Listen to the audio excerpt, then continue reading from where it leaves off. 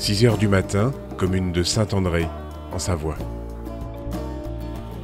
Dans l'obscurité, seules les lumières des voitures et celles émanant de la maison de chasse se distinguent. Ce matin, une battue est organisée, une des premières de la saison.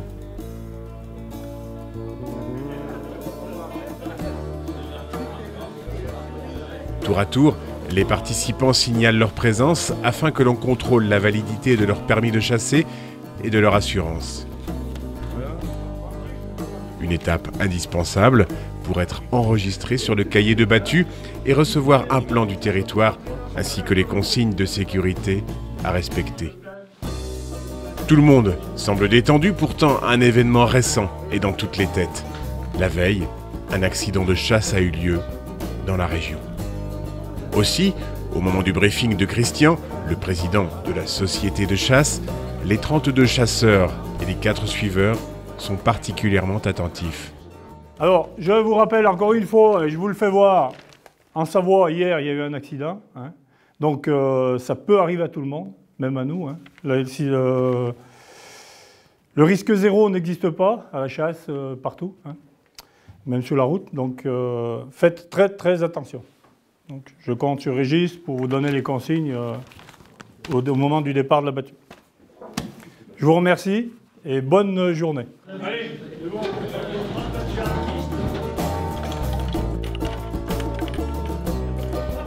Lorsque les chasseurs rejoignent leur voiture, le jour s'est levé. Tous ont rendez-vous à quelques minutes de là, sur le lieu de départ de la battue.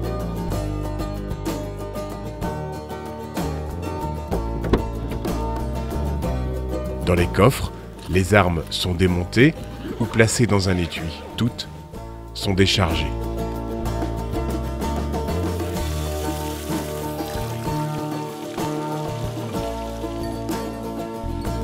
Sur place, les chasseurs sont facilement identifiables par leur gilet fluorescent.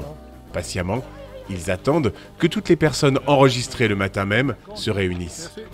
En attendant, chacun se voit remettre une corne de chasse. Tout le monde est là, autour de Régis, se forme alors le rond. Son rôle est de déterminer le cadre dans lequel va se dérouler la battue du jour, mais aussi de rappeler les règles éthiques et sécuritaires. Tout chasseur à son poste assure sa sécurité en se signalant aux chasseurs voisins. Donc dès que vous serez posté, vous repérez vos voisins et vous faites un signe.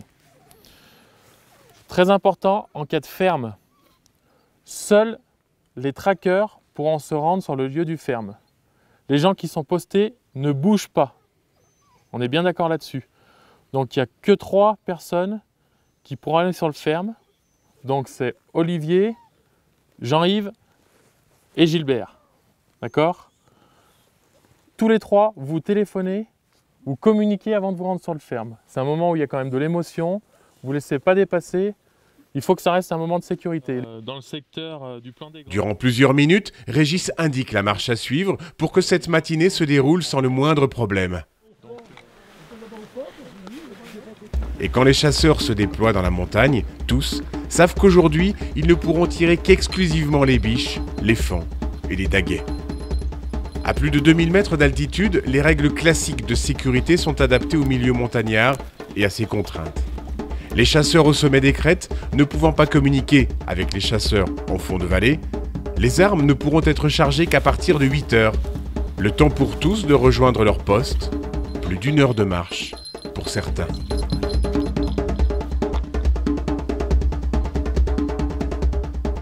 Donc en fait là, on va aller se placer, on monte tout doucement. On va former une espèce de ligne donc sur le flanc de la montagne. Et quand on sera en place, on préviendra les traqueurs qui vont pouvoir partir avec les chiens et ils vont battre le bois, toute la forêt, en espérant déranger des animaux et les rabattre sur les gens qui seront postés. Donc on va faire le minimum de bruit pour pas déranger les animaux avant. Les chasseurs sont très vigilants et s'ils ont durant leur marche déjà repéré du gibier, ils font également très attention à chacun de leurs pas. La montagne en plus d'être un environnement dangereux, nécessite une bonne condition physique. Personne n'est à l'abri d'une chute. Nous sommes maintenant proches du lieu où les chasseurs doivent se poster. La forte pente, les roches, les vallées sont autant d'obstacles à surmonter durant la mise en place. Régis décide donc de faire un point sur le positionnement de chacun. Il faut qu'on aille se mettre en place. Donc Manu, tu iras te mettre le plus loin sur le rocher. Tu vois le rocher là-haut? Ouais. Tu vois, à côté du sapin, tu te mets là-haut. Joël, tu te mets sur l'autre boss qui est juste là. Tac. Et Muriel, elle ira se mettre de l'autre côté. Ok. Donc vous faites attention. Vous faites des tirs vraiment fichants. Faites attention à tous les risques de ricochet que vous voyez là avec les rochers. Et vous faites signe entre vous. Tac. Si jamais vous tirez, vous n'allez pas sur le lieu du tir, vous restez. Et par contre, vous m'appelez tout de suite. D'accord? On fait comme ça. Bah, c'est parfait. Allez, on y va. Une fois sur place, chasseurs postés et traqueurs ne devront tirer qu'après avoir identifié le gibier, sans que cela ne puisse présenter un danger pour autrui. L'angle de tir doit permettre à la munition de s'enfoncer directement dans le sol. C'est le principe du tir fichant. Chacun rejoint le poste qui lui a été attribué dans le silence. Ce n'est qu'après s'être signalé qu'ils préparent leur arme.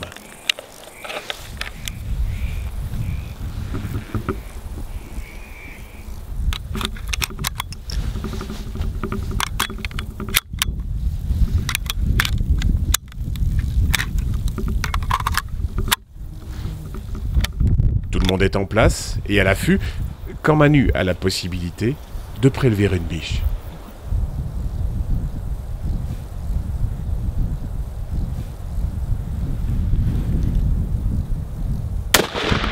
Régis a entendu le tir, mais il ne sait pas d'où il provient. Selon les consignes, le tireur doit immédiatement l'appeler sur son téléphone. Oui, allô? Ouais, Régis, là, c'est Manu, là. Je suis au-dessus de Coaplane, là. Je viens de tirer une biche, là. J'ai vu, elle a accusé, là. Elle est tombée peut-être 20 mètres derrière, là. Bon, bah, ce qu'on va faire, on va arrêter là.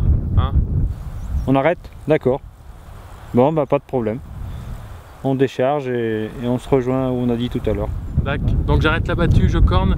Vous relayez bien la corne tous. Dac. Allez, à tout de suite. La matinée s'est bien déroulée. Les chasseurs ont tous déchargé leurs armes au son de la corne de chasse. Ils se devaient également de le faire avant tout déplacement.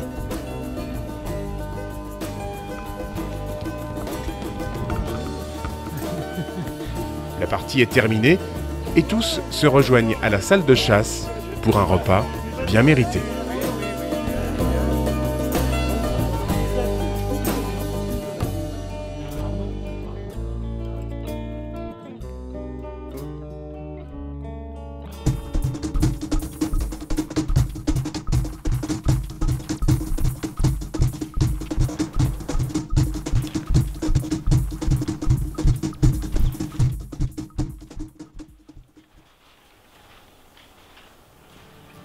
L'automne a fait place à l'hiver et ce matin, Manu et Philippe sont plongés dans le brouillard.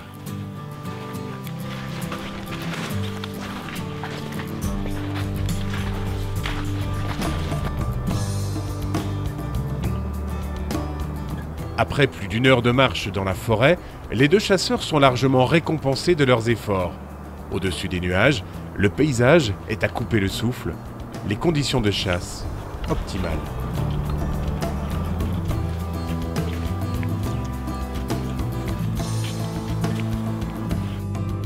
À peine arrivés sur le secteur attribué pour la journée de chasse, les deux marcheurs ont déjà repéré du gibier au loin. Seulement, en raison des conditions, le chemin le plus court n'est pas forcément le meilleur. Donc ce matin, on a le secteur du Cré des Baux. Tu vois, ça part de la crête de Barbrise, là, Ouais.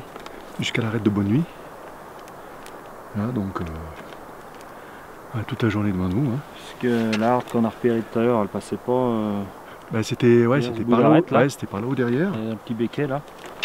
Alors, le problème, c'est qu'avec la neige, il y a le couloir là-haut qui doit être en glace. Hein.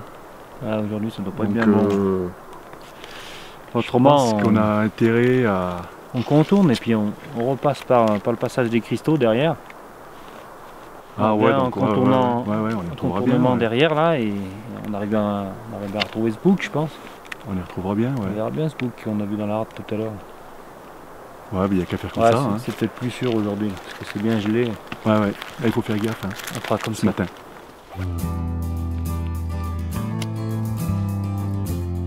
Philippe et Manu repèrent le gibier avec les jumelles, jamais avec la lunette de leur carabine.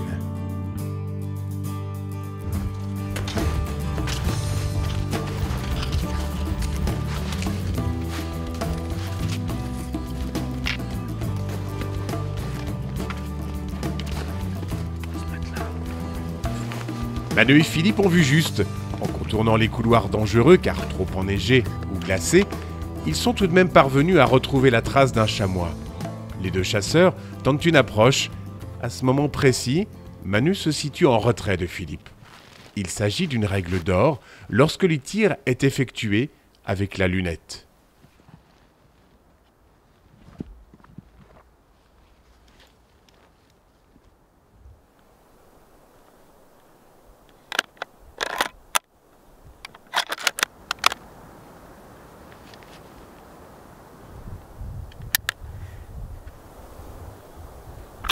Mince, il est parti.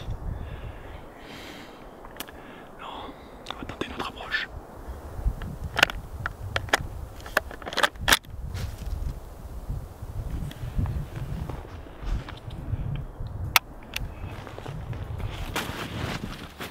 Bien que la proie fût à portée, Philippe ne s'est jamais précipité, privilégiant toujours la sécurité du tir à son résultat.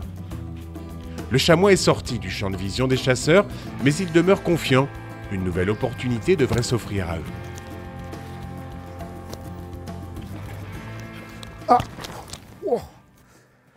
Merde.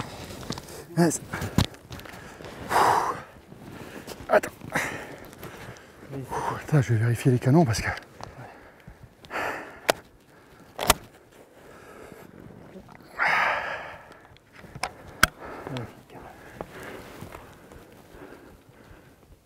Ah, c'est bon.